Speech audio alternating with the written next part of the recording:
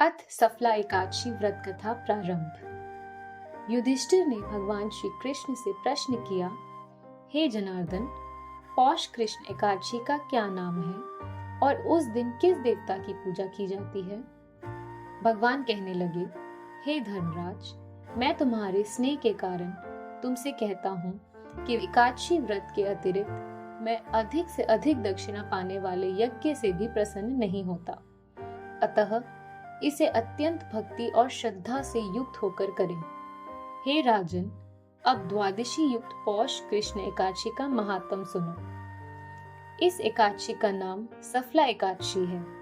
इस एकादशी के देवता श्री नारायण हैं। विधि पूर्वक इस व्रत को करना चाहिए। जिस प्रकार नागों में शेषनाग, पक्षियों में गरुड़, सब ग्रहों में चंद्रमा, यज्ञों में अश्वमेध और देवताओं में भगवान विष्णु श्रेष्ठ है, उसी तरह सब व्रतों में एकादशी व्रत श्रेष्ठ है। जो मनुष्य सदैव एकादशी का व्रत करते हैं वे मुझको परम प्रिय हैं। इस व्रत की विधि इस प्रकार है।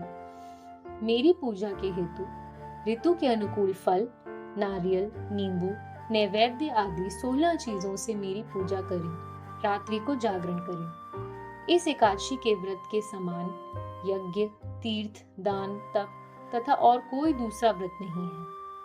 5000 वर्ष तप करने से जो फल मिलता है उससे भी अधिक सफला एकादशी का व्रत करने से मिलता है। हे राजन, अब आप इस एकादशी की कथा सुनिए। चंपावती नगरी में एक महिष्मान नाम का राजा राज्य करता था। उसके 4 पुत्र थे। उन सब में लुम्पक नाम वाला बड़ा राजपुत्र महापापी था।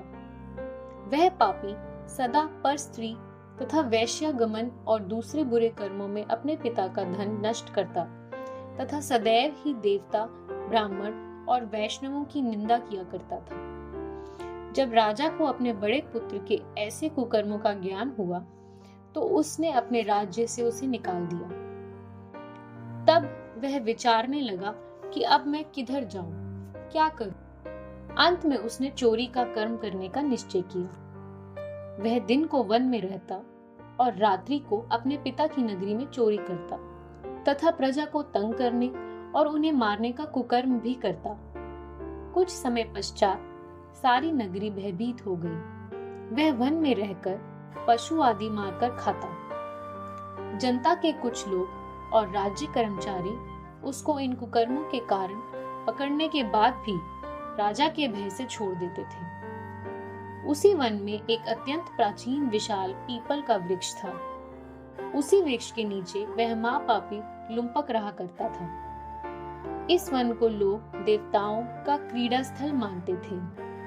कुछ समय पश्चात पौष कृष्ण पक्ष की दशमी के दिन वह गर्म वस्त्र न होने से शीत के कारण सारी रात्रि सो नहीं सका और उसके हाथ पैर अकड़ गए। वह रात्रि उसने बड़ी कठिनाई से व्यतीत की और सूर्योदय होने से पूर्व मूर्छित हो गया। दूसरे दिन एकादशी को मध्याह्न के समय सूर्य की गर्मी से उसकी मूर्छा दूर हुई तो होश में आकर गिरता पड़ता वन में भोजन की खोज में गया, परंतु व्यथा के कारण जीवों को मारने में असमर्थ था। इस कारण वृक्षों से गिरे हुए फलों को बीनकर वृक्ष के नीचे आया। उस समय तक सूर्य भगवान अस्त हो गए थे। अतः उसने उन फलों को पीपल के वृक्ष के नीचे लाकर रख दिया और रोकर कहने लगा कि भगवान, यह सब फल आपके ही अर्पण हैं। आप ही इनसे तृप्त होइए। उस रात्रि को भी दुख के मारे उसे नींद भी न आई। इस उपवास तथा जागरण से भगवान अत्यंत प्रसन्न हुए और उसके सब पाप नष्ट हो गए। दूसरे दिन प्रातः समय एक अति सुंदर घोड़ा अनेक सुंदर वस्तुओं से सजा हुआ उसके सामने आकर खड़ा हो गया और इसी समय आकाशवाणी हुई, हे राजपुत्र, श्री नारायण की कृपा से तेरे सब पाप नष्ट हो गए हैं।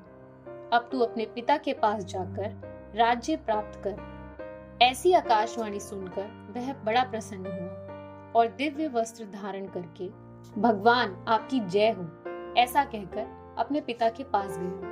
उसके पिता ने बड़ी प्रसन्नता से उसे समस्त राज्य भार सौंपकर वन को चला गया। अब लुम्पक शास्त्रानुसार राज्य करने लगा। उसके स्त्री, पुत्र आदि सारा कुटुंब ही नारायण का परम भक्त हो गया तथा वृद्ध होने पर वह भी अपने पुत्र को राज्य का कार्य सौंपकर तपस्या करने के लिए वन में चला गया और अंत समय वैकुंठ को प्राप्त हुआ।